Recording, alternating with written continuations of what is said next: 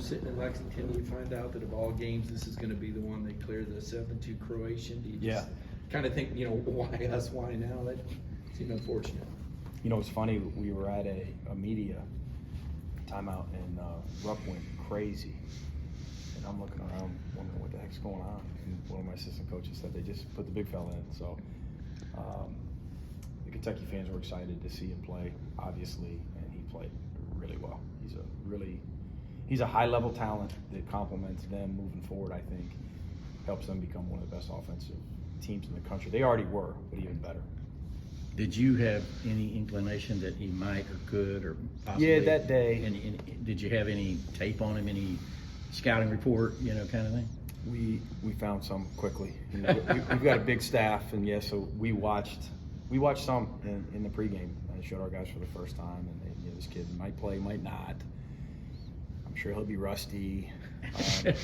Don't know how many minutes he'll play. We were honest with our guys. We're always honest with our guys, with scouting reports, and really skilled.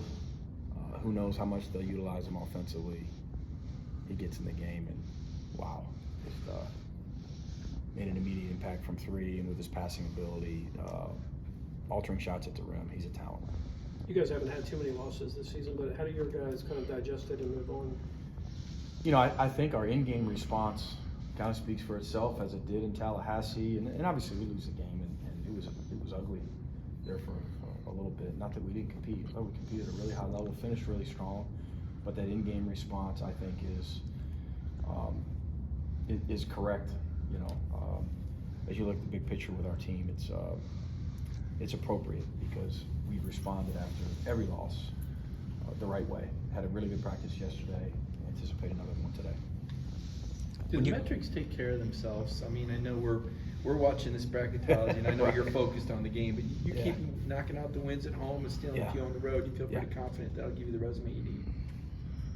Yeah, I'm more confident that if you're focused on having a good practice today, you'll play better tomorrow and give yourself a chance to be in a good position against a really good LSU team. Yeah, if you win enough, good things will happen, but it's a waste of time for us to talk about it. That's why we try to have those conversations on the front end, get them out of the way. Let's focus on how the heck we keep Jordan Wright off the foul line, and how do we guard big fella in the post, and Cook is tremendous at creating his own shots, and this is a team that's 3-2 in our league, so we've got to have a great practice today. That's where we're at. Speaking of tomorrow, I was touch on it a little bit, but what challenges do they bring? Oh, they execute. They space you. They drive you. I mean, I think they're led by those two guards, Cook and Wright. Wright's one of the most improved players in our league. Cook, the transfer from Tulane, is recently eligible, made them different. Credit in my opinion, their staff in terms of they're playing a lot different now.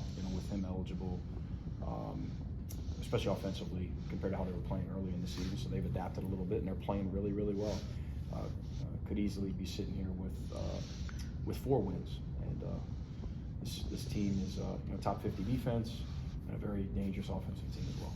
Jabri has been steady in his progress, but it seems exponential, the improvements he's made this year. Scored 34 in a row. Yeah, my goodness, he's come a long way. Yeah, he's worked his butt off. So happy for him. Is that what do you owe it mainly?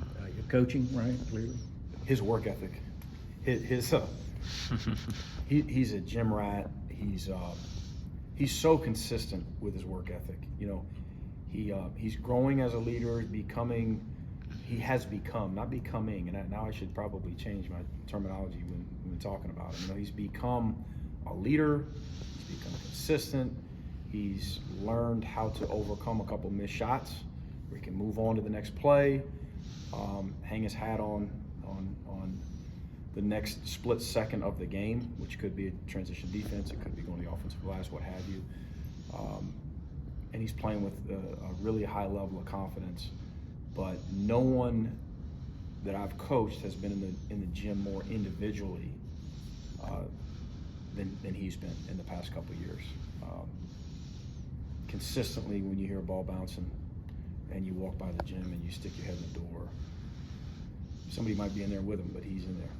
You've been in Rupp a ton of times. How many when you say that, it's a big deal to score 34 points in the Rupp Arena. You Yeah. played a lot, but why is that? Explain why that is. Oh, you're talking about one of the winningest programs in the history of our game, right? Yeah. And one of the toughest places to play, 20-something thousand fans. By the way, it was the loudest I've ever heard it in there. With Z coming in the game, and hitting a couple of those shots. It's always loud in there, but that was electric. And for Jabri to put on the offensive performance that he did, it was great for him. It made it more respectable for us, of course. We kept swinging. It shows you his character and his development, and hopefully it's something that he can continue to build on.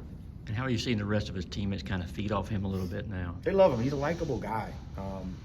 And when he's having success, his teammates enjoy that. And I thought our guards did a good job of finding him when he was open. And a few of those shots he made off of screens, I thought our bigs, we're getting better at screening and using screens. And as we continue to kind of morph offensively into our best version here. And you mentioned Russell, too, did a really good job of kind of screening some of the guards, get some easy layups and, there you go. During that game. And those weren't necessarily for Jabri, exactly, but Russell got, yeah.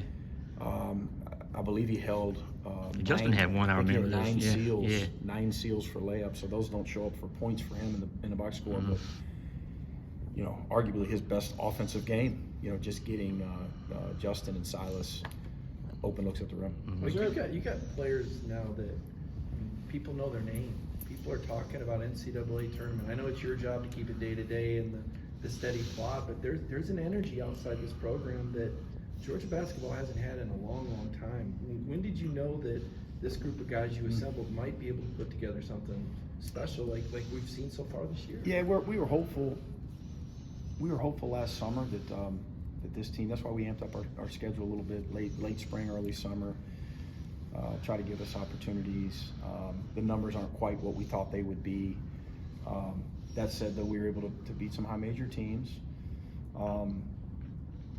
When we went on the 10-game streak, it started hitting home a little bit that, hey, these guys are super consistent. The way that our guys responded to some of those early losses, the way we responded in Tallahassee in game, showed the resiliency, the competitiveness of this group.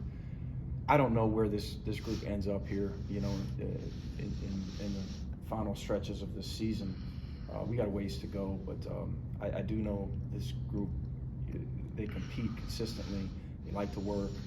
Be shocked if we don't have a sharp practice today. We've got a healthy locker room. And you really like it. I mean, I can tell you like really this team. like these guys. Yeah, I like working with This these is guys. your kind of team. Excited about going to practice today. We had a great practice yesterday.